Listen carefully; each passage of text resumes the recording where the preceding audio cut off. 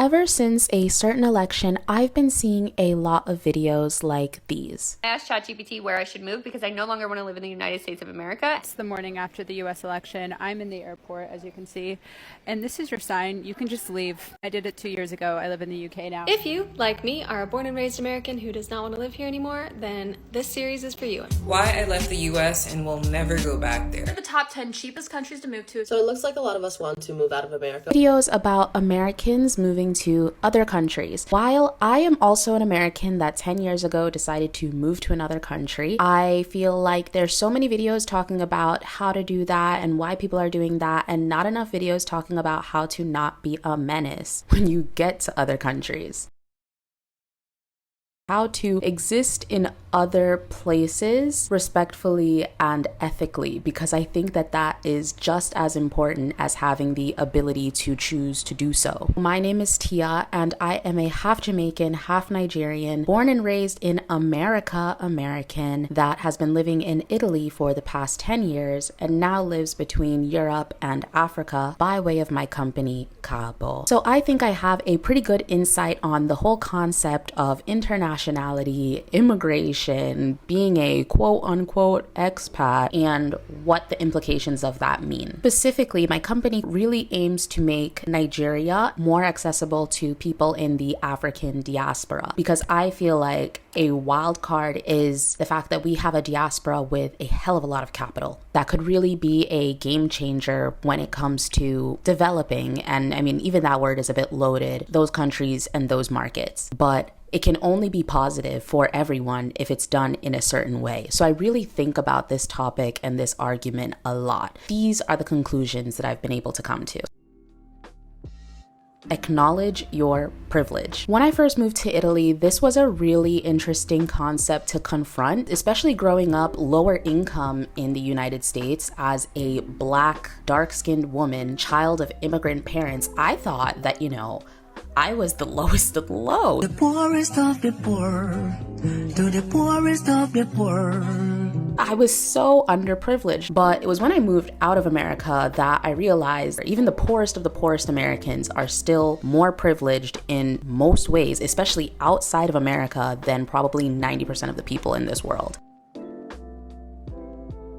The reason that it's important to acknowledge that and come to terms with that is because if you don't, and you're speaking to people that already know this fact when you're not necessarily privy to it, it's going to create a lot of tension and a lot of resentment in that space as you're moving around not acknowledging that fact. At the end of the day, I learned that privilege isn't just about money, because when I came to Italy, I definitely didn't have a lot of money, and I didn't have more money than, the average Italian, but I had an accent, I had a passport, I had a way, even the way of doing things as an American was a huge advantage to me in Italy, and I see it also in Nigeria. And so you really have to get a grasp of what is actually going on and all the different nuances at play so that you don't end up perpetuating negative habits, negative things that already exist in that environment. You need to adopt an ethical approach to money. It's kind of a balancing act. It's like, on the one hand, you shouldn't underpay, and on the other hand, you shouldn't overpay.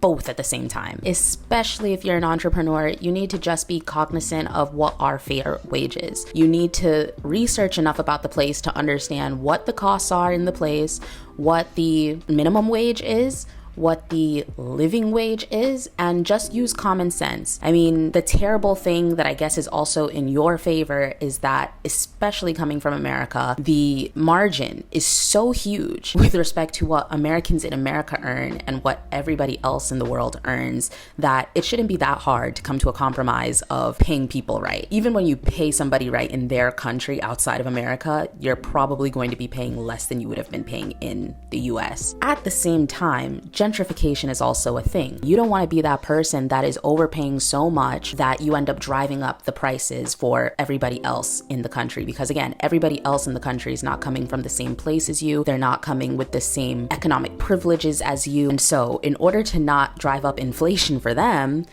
you need to be paying more or less what they're paying. You need to be trying to live like a local, behave like a local, and pay like a local. You need to get a wide array of opinions and just ask, what should I be paying for this? What would you pay for this? And I mean, you can pay a little bit more, because then there's also truly an argument to be made about, I have certain standards and I would like to keep those standards. Those standards are impossible at certain costs. And so it makes sense that I would pay more, but you don't want to pay double, triple, and get vendors and sellers used to the fact that, oh, there are Americans here now and they pay triple, so let me just adopt them as a market and triple the prices, period. That's something that you need to be cognizant about too. So, I mean, already if you're at least thinking of these two things, of not exploiting people and paying them like fairly, and, you know, being cognizant of the fact that you have a responsibility in whether prices in the area go up or down, I think that's already a big step forward for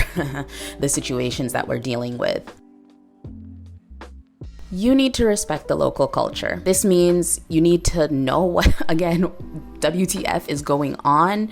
You should learn a bit of the language. You should adopt some of the customs. I'm not saying everything, because, for example, even in Italy, even in Nigeria, I don't agree with everything that's normal here, but I take the aspects that I like and I roll with those and I really embrace those. And then the aspects that I don't like so much, I just try to ignore them. At the end of the day, it's not my country to change necessarily, and you're also not going to change a country, so you might as well find a way to live with that as a form of respect. Learn the basics of history about that country. You should know just as much about your new home country as your old home country. And two, the language is so important. Some people will claim that you can live in European countries without learning the local language, but I completely reject that, because I know for a fact that if I didn't speak Italian fluently, my life would be significantly worse. My opportunities would be significantly more limited, and even in terms of like interacting with people that live here, interacting with Italians, I would not be able to relate to them on a certain level, even have their respect, if I didn't speak Italian fluently. That's why now that I'm going to Nigeria, you know, I'm learning Yoruba. I think it's important that if I'm living in Nigeria, I need to speak at least one of the 500 languages that are indigenous to the place. And furthermore, I need to find a way to speak Pidgin. I understand Pidgin, but I just feel like I sound so silly. I don't sound like Nigerians sound when they speak Pidgin. When they speak Pidgin, it's endearing. It's cool. When I speak Pidgin, it just sounds a little bit ridiculous, but I'm working on it. And the results of that are enormous, because people like that. People like to see that, you know, you came to their country because you like it and you respect them and you want to be a contributing member of that society. And that can only really happen if you, again, understand the culture, learn about the culture. And I think one of the biggest ways to do this is learning and speaking the language. You need to make local friends. You need to integrate and engage with the local community. Part of the reason that I'm able to do so well in Nigeria, I'm able to do so well with Cabo, is that I made it my mission to really make Nigerian friends. And the success of that company is off of my relationships with my Nigerian friends. You know, it's funny because it's Italy that taught me the value in relationships, not just for business, but also for survival. Like, as a person, you need community. Once you start segregating yourself because you only make friends with other people of your nationality or, you know, other rich foreigners, you're not going to get a grasp on the local culture. You're not going to get a grasp on the local language, and you're going to just be in your bubble of foreigners where you're all feeling disconnected because you're not integrating with the local culture. And in my experience, like, people end up feeling sad. The people that I see doing the best in Italy and have been here the longest are the people, such as myself, who have majority Italian friends.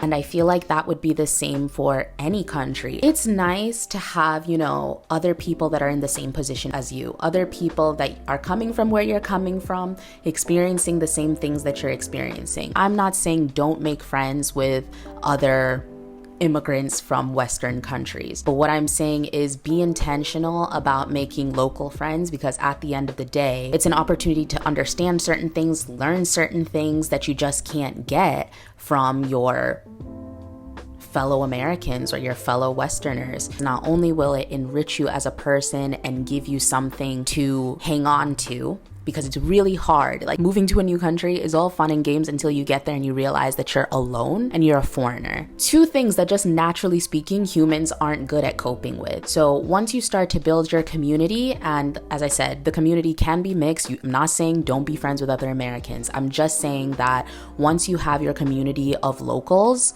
it will enrich your life so much. And then at the very end of the story, it's just respect. It's their country, not yours. That sounds really weird, to move to a foreign country, I think, and then not make friends with anybody, not integrate into the society.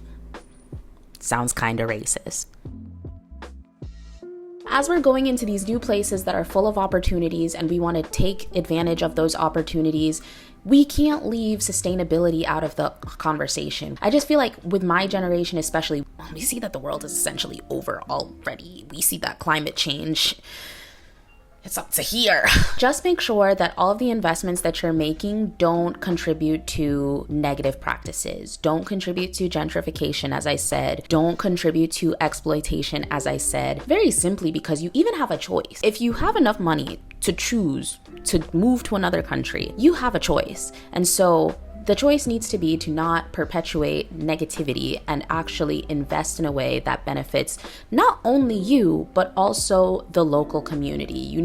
We need to start getting used to, for the time that we have left, contributing to our local environments so that they're actually comfortable and pleasant places to be. Finally, and this is the biggest one, and I'm still working on this 10 years later, and it's being open to feedback. You don't know until you know. When I first moved to Italy, I really and truly thought, because I was just never confronted with something else, that my experience was the Black experience, that there was a Black experience in the world. And honestly speaking, that Black experience was the American Black experience. But then I realized that there's Black Europeans, and within Europeans there are Black Italians, there are Black British, and then expand that to, Africans. And the world is so full of nuance. And you have to let yourself be open to understanding and seeing that nuance. You have to let yourself be open to hearing other people's opinions. You might not think that something is wrong to say, wrong to do, wrong to think, and it might not even be wrong. Like, that's another thing. I acknowledge after 10 years of living in another country that wrong and right are very subjective. Everything is nuance. But it's important to, as I said, be open to the opinions and the perspectives of especially the people that are the majority in the place that you are moving to. Cognizant of the fact that you are very privileged to even be doing the thing that you're doing, and that your privilege has an impact on the locals, your local environment, and everything that you essentially do. So you want to use that to be a positive. You don't want to use that and be a nuisance. When you have good intentions, aside from the fact that people can see it, I feel like people really see that what I'm doing with Cabo, I actually believe in, and doing it for the purpose of it serving not just myself, actually served me, especially right now, very little. But I'm doing it for my future children, for the future people of that area, of that space. And I think that that is half of the battle. And then the other half of the battle are these things, like I said, being open to feedback, acknowledging your privilege, and using your privilege to make the world better. Privilege isn't necessarily a positive or negative thing. Everybody is privileged with respect to somebody else. Even in the poorest of contexts, the Poorest of the poorest as the poorest of the poorest as. There's still going to be somebody worse off and somebody better off. I think the most important thing is when you find yourself in a position of abject privilege, what are you doing with that privilege? Are you using that privilege, again, to make the community, to make the world around you a better place or a worse place? So with that being said, I hope this video wasn't too serious. At the end of the day, y'all are going to do what you want to do, but I think that there was space on the internet for a video that actually acknowledges the fact that this global migration of groups, and specifically this group in particular, and I'm talking about people that have the financial power to be mobile in this global world. It's not always positive, I think, more because of ignorance and the fact that we never really thought of it like this way and we never really talk about it this way, but we need to start.